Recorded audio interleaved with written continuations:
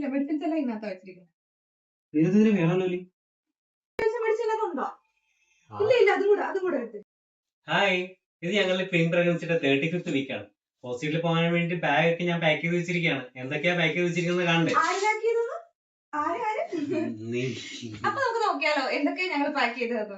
ആദ്യം തന്നെ records, hospital records വേണ്ടതൊക്കെ. ഹോസ്പിറ്റൽ റെക്കോർഡ്സ് എന്ന് പറയുമ്പോൾ ഇത് ഇൻഷുറൻസ് എടുത്തിട്ടുണ്ട് എങ്കിൽ അതിന്റെ ഡോക്യുമെന്റ്സ്, പിന്നെ ഫുള്ള് സ്കാനിങ് റിപ്പോർട്ട്സ്, ആധാർ, നമ്മുടെ ഹോസ്പിറ്റൽ ID, അതെല്ലാം കൂടെ ഇൻക്ലൂഡ് ചെയ്തൊരു ഫയല്.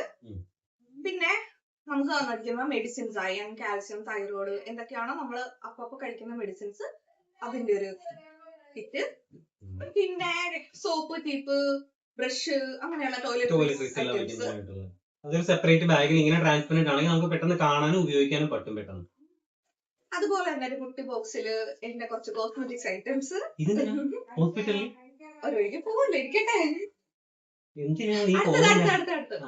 പിന്നെ ബോഡി ലോഷൻ, മോയ്സ്ചറൈസ് ചെയ്ത് വെക്കണമല്ലോ. പിന്നെ ഈ സാധനം നമ്മൾ നോർമൽ വാട്ടർ ബോട്ടിലിനെക്കാളും സിപ്പറുള്ള വാട്ടർ ബോട്ടിൽ എടുക്കുവാണെങ്കിൽ നമുക്ക് ഓരോ തവണ എഴുന്നേക്കാനായിട്ട്, അറിയാലോ സിസേറിയൻ ആണെങ്കിലും ഇതാണെങ്കിലും നമുക്ക് ഓരോ തവണ എഴുന്നേറ്റ് വെള്ളം കുടിക്കാനായിട്ട് കുറച്ചുകൂടെ ബുദ്ധിമുട്ടായിരിക്കും. അതുകൊണ്ട് സിപ്പർ വാട്ടർ ബോട്ടിൽ ആണെങ്കിൽ നമുക്കൊന്ന് തലേന്ന് പൊക്കി നമുക്ക് എങ്ങനെയെങ്കിലുമൊക്കെ വെള്ളം കുടിക്കാം. അമ്മ വരാമ്മ, വെള്ളം കുടിക്കാം. കുടിക്കാം, ചായ കുടിക്കാം.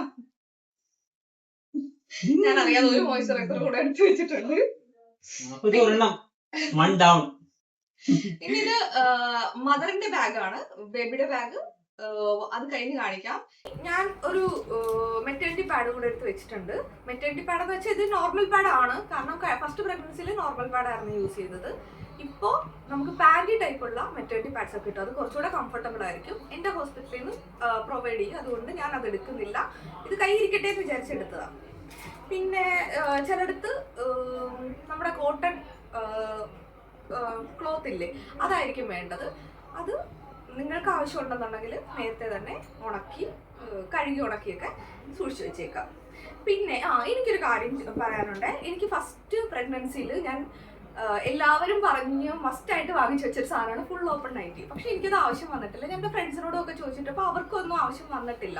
പക്ഷേ ഈ ഷോപ്പുകാരൊക്കെ നിങ്ങളിത് മസ്റ്റായിട്ടും വാങ്ങി വെക്കേണ്ടതാണ്, എസെൻഷ്യൽ തിങ്സ് ആണെന്ന് പറഞ്ഞ് ഫുൾ ഓപ്പൺ നൈറ്റീസ് എന്ന് പറയുന്നുണ്ട്. എനിക്ക് ആവശ്യം വന്നിട്ടില്ല. പിന്നെ സ്പ്രേ, ബോഡി സ്പ്രേ, ഇത് നമുക്ക് വളരെ യൂസ്ഫുൾ ആയിട്ടുള്ള ഒരു കാര്യമാണ്. സോക്സ്, കാരണം ലേബർ റൂമിലും അതുപോലെ തന്നെ AC റൂമിലൊക്കെ ആണെങ്കിൽ നമുക്ക് കാല് കുറച്ചുകൂടി നമുക്ക് സെൻസിറ്റീവ് ആയിരിക്കും. അതുകൊണ്ട് ഇത് ഭയങ്കരമായിട്ട് ഹെൽപ്പ് ചെയ്യും. സോ ഇത് നിങ്ങളുടെ കയ്യിൽ ഒരു കട്ടിയുള്ള സോക്സ് ഉണ്ടെങ്കിൽ എടുത്തു വെക്കുന്നത് നല്ലതായിരിക്കും. പിന്നെ എന്റെ ഡ്രസ്സസ് അതെ, ഒന്നോ രണ്ടോ പുറത്തേക്ക് ഇടാൻ വേണ്ടിയിട്ട്, അതായത് ചിലപ്പോൾ നമുക്ക് തിരിച്ചു പോരേണ്ടി വരുന്നതും അല്ലെങ്കിൽ പുറത്തേക്കൊന്ന് ഇറങ്ങി നടക്കണം എന്നൊക്കെ ഉണ്ടെങ്കിൽ അത്യാവശ്യം നൈറ്റി അല്ലാത്ത ഒരു ഡ്രസ്സും, പിന്നെ നമുക്ക് ഫീഡിങ് നൈറ്റീസ് ഒക്കെ വെക്കാം. അതിന്റെ കൂട്ടത്തിൽ തന്നെ അതുമായിട്ട് ബന്ധപ്പെട്ട ഇന്നർ വിയേഴ്സും, പിന്നെ ടിഷ്യൂ പേപ്പർ, പിന്നെ നമുക്ക് റൂമിൽ ഉപയോഗിക്കാനായിട്ടുള്ള സ്ലിപ്പർ, പിന്നെ ബെഡ്ഷീറ്റ്സ്.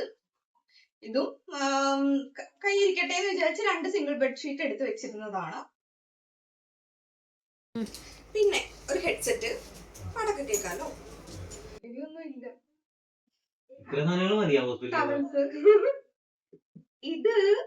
ഇതെന്റെ പേഴ്സണൽ ചോയ്സ് ആണ്.